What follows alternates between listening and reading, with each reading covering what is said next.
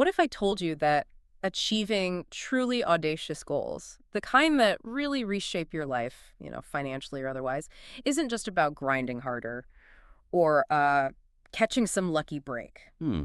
What if it's more about a master blueprint, a kind of profound shift in how you fundamentally think and act? That's a really compelling thought, isn't it? Right. And it's right at the core of one of the most foundational texts on personal achievement ever written.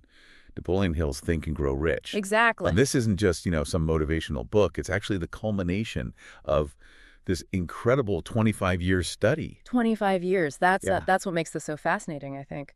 Hill didn't just speculate. He spent a quarter century really dissecting the habits, the philosophies, the psychological frameworks of over 500 really successful people of his time. Yeah, we're talking titans like Henry Ford, Thomas Edison, Andrew Carnegie. Huge names. It's like he almost reverse engineered the very essence of success. He really tried to. And our mission in this deep dive is to truly unpack those 13 key principles Hill pulled out. Think of them not as separate steps, maybe, but like interlocking gears of a powerful mental engine. Right. And while the title, Think and Grow Rich, often makes people think purely of money. Yeah, it does suggest that. That does. But these principles, they're more like a universal blueprint for achieving any goal you set your mind to. Yeah. It really emphasizes the crucial, often kind of underestimated role of your mindset and just relentless focused action. So consider this your shortcut, maybe, to not just understanding this classic philosophy, but really grasping its nuanced power. Okay, so let's open up this blueprint then. Let's do it. The title, like you said, Think and Grow Rich, might imply it's all about money, Yeah, but the source material is clear. Hill's philosophy is way broader. absolutely. It's about building this robust psychological infrastructure for any big objective. Right. Financial independence, sure, that's often a powerful outcome. But Hill's principles really light up a universal path to achievement. Any field, Yeah. any goal. So it's not some get-rich-quick thing. Definitely not. It's a profound framework. And it came from watching how truly successful people think, how they plan, and how they, execute. Okay, so where does this journey start? According to Hill, it all kicks off with desire. And this isn't just like a fleeting wish, not like hoping for a sunny day or something. No. Hill's really radical insight here seems to be that only an obsessive, burning desire, like almost a white-hot obsession, only that has the force to overcome all the resistance, the setbacks you're going to face. That's the core of it. It has to be intense. So what's his concrete advice? How do you cultivate that? Okay, this is where it gets really practical. Yeah. Hill insists you have to write it down with absolute precision. What you want, by when you want it, and this is critical, what you're willing to give in return. Okay, like a contract with yourself. Exactly. The source gives a great example, something like, I will earn 50 lakh rupees by December 31st, 2026 by building a content-based business. Wow, super specific. That specificity, it isn't just good planning. Yeah. Hill believed it's an act of, emotional imprinting. It solidifies the desire deep in your subconscious mind. Okay, so you ignite that burning desire first. Then the next cornerstone is building belief. This is where faith comes in. Right. An unwavering belief in yourself and your vision, even when, there's no proof yet. Hill famously called faith a state of mind which may be induced by autosuggestion. And that ties directly into autosuggestion.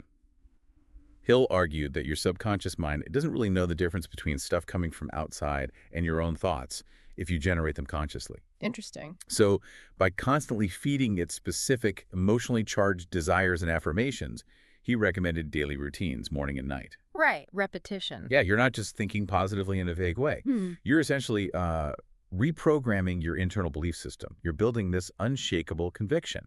And that conviction can become a self-fulfilling prophecy. So you're visualizing success daily with real feeling until that belief becomes totally ingrained, like it's already real. Precisely. And once that belief is solid, then you move on to knowledge and imagination. This is the fuel and the engine for your vision. Okay.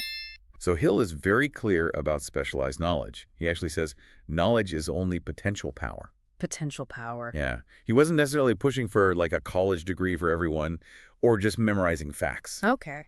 Instead, he emphasized getting knowledge that is specific and directly useful for your unique goals. Practical application. Exactly. Be resourceful, surround yourself with experts, read the right books, find mentors, and crucially, learn by doing. Learn through experience. And then there's imagination. The source says, Ideas are the starting point of fortunes. Mm-hmm. Big statement. Yeah. And this isn't just passive daydreaming, right? Hill talks about different kinds. Synthetic imagination, like rearranging existing ideas. Right. Combining things in new ways. And creative imagination, which he saw as, wow, a direct link to, like, infinite intelligence. It's a deeper concept. Every success story, every fortune, every breakthrough, it started as an idea, often maybe a crazy idea, in someone's head, right? Before it became real through this imaginative process. That's a really powerful way to put it. Ideas are definitely the raw material. So once you have those ideas and you've got the desire and the belief foundation, Yeah.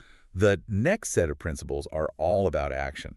And this is often where people, they stumble. Okay, what are they? Organized planning, decision, and persistence. Right. Organized planning. So making a definite plan and, importantly, acting immediately. Don't wait for perfect, just start. Just start. And Hill has that great line, be ready to change your plan, but never change your goal. That's key, which leads right into decision. Hill saw that successful people, they make decisions quickly, and they stick with them. Less dithering. Exactly. Conquer procrastination. Yeah. Avoid that paralysis by analysis. Don't worry so much about what other people might think. Just take bold, decisive steps. Okay. Be willing to adjust the approach, but keep the destination fixed. You got it. And then, when those steps inevitably get tough, which they will, Right. you need persistence. Hill called this the sustained effort needed to induce faith. Sustained effort. That makes sense. He famously said, quitters never win and winners never quit. Classic line. It really makes you wonder, doesn't it? How many amazing breakthroughs were just maybe one more push away. So many people give up right before they succeed, often when they're right on the edge because fear and doubt start creeping in. Yeah, that late stage doubt. It's so true. Yeah. The path is rarely straight. Persistence is like your psychological shield against those setbacks. But Hill knew that while your own conviction is vital, some goals just need more brain power. More than one person can offer. Right. How did he suggest we amplify our power beyond just ourselves? That's where his idea of the mastermind group comes in. That feels pretty unique to his philosophy. It really is a cornerstone. It's all about surrounding yourself with people who are, like-minded, driven, aligned with your ambition. Exactly. This mastermind group, it creates this synergy, ideas, support, energy. It's way more than you could do alone. Like having your own personal board of directors, kind of. That's a great analogy. People who don't just cheer you on, but they challenge you, they elevate your thinking, they help with planning and keep you accountable. Vital accountability. Okay, and then Hill gets into some deeper, maybe more misunderstood internal principles. He does, starting with what he calls the mystery of sex transmutation. Okay, that title sounds intense. It does, Yeah. but it's not about repression. It's about transmuting or redirecting that really potent creative energy that we all have, especially the intense drive linked to sexual energy, Redirecting it where? into higher forms of output, intellectual, artistic, entrepreneurial work. Hill observed that people who mastered this redirection often had this incredible focus and sustained ambition. So transforming raw energy into productive power, like alchemy. That's a good way to think about it, an alchemical transformation. Okay. Then there's the subconscious mind. Hill describes it as an emotional powerhouse. Always on, never sleeps, records everything. Everything you experience, everything you think. And the key here is to consciously, consistently feed it.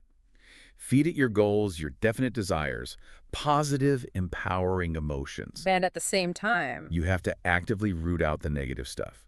Fear, anger, doubt. Yeah. Because the subconscious, it just acts on whatever it's given, good or bad. It doesn't judge. Wow. So you're programming it constantly, whether you realize it or not. Exactly.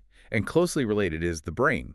Hill presents it as a broadcasting and receiving station for thought. Broadcasting and receiving, like radio waves. Kind of. The idea is that your thoughts are a form of energy. They can attract similar thoughts, maybe even manifest outcomes. It's about purposefully tuning your brain to success. Oh. Through positive input, deliberate focus. Like tuning a radio to get a clear signal, you tune your brain to the frequency of success. Okay. And finally, we get to the sixth sense. The sixth sense. This isn't meant to be mystical, necessarily. It's described more like intuition, that powerful gut feeling. Intuition. Yeah, something that develops with experience and with consistently practicing all the other principles. Hill advises trusting these instincts, but only after you've diligently done the work with the other principles. It's not a shortcut or a substitute for action and logic. Okay. It's more like a refined insight from your subconscious guiding you. That's a good way to put it. A whisper guiding you towards the best decisions, maybe. Got it. And before we wrap this section up, you mentioned roadblocks. Hale identified specific internal ones, right? Absolutely critical to address these. He called them the 6 major fears, the things that undermine everything else. Okay, what are they? The fear of poverty, Yeah. the fear of criticism, fear of ill health, fear of loss of love, fear of old age, and the fear of death. Wow, those are fundamental human fears. They really are. And Hill saw them as the primary mental saboteurs. So they aren't just worries, they're actual obstacles. Huge obstacles. They can paralyze desire, they can erode belief, they crush persistence.